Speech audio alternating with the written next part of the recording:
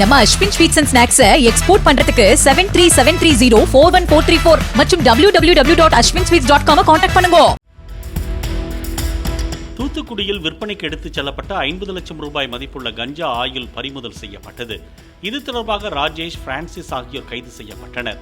தாளமுத்து நகர் காவல் எல்லையில் இருசக்கர வாகனத்தில் வந்த அவர்களை ரோந்து போலீசார் மடக்கினர்.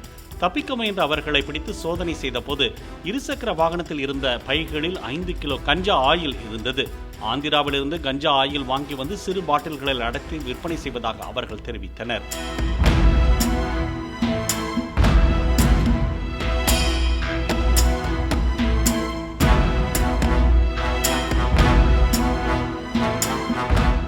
நம்ம Ashwin sweets and snacks export பண்றதுக்கு 7373041434 மற்றும் www.ashwinsweets.com கான்டாக்ட் பண்ணுங்க.